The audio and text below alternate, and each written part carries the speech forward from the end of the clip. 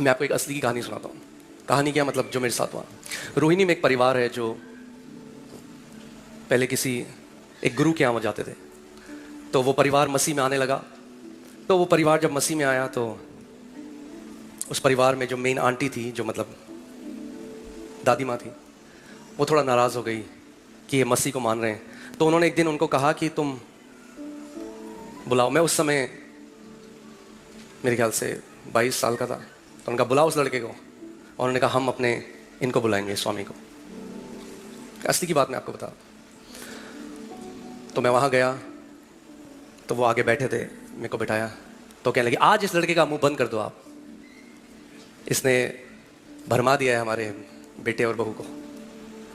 तो उन्होंने कहा अच्छा आप बताओ आप क्या मानते हो। तो मैं सुसमाचार उनके साथ बांटने लगा कि प्रभु जगत के पापियों के लिए आया। तो मुझसे बोलते अच्छा, पर मैंने तो कभी पाप ही नहीं किया, मुझे तुम्हारे यीशु की ज़रूरत नहीं, क्योंकि मैंने कभी पाप नहीं किया। मैंने कहा अच्छा। मैंने वचन खोला।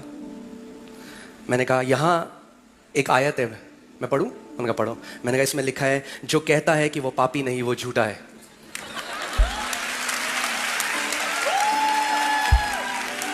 वो मनुष्य जो कहता है मैंने कभी पाप नहीं किए वो झूठा है, क्योंकि बाइबल बताती है सब ने पाप किया और परमेश्वर की महिमा से वो दूर चले गए, वो रहित है।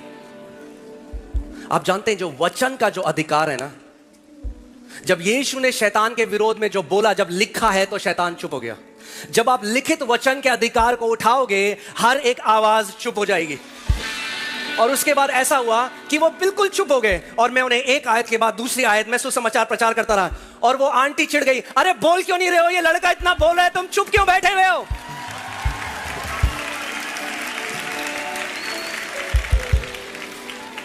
उन्होंने कहा आंटी चुप हो जाओ, ज्ञान लेना अच्छी चीज है, मैं सुन रहा हूं कुछ।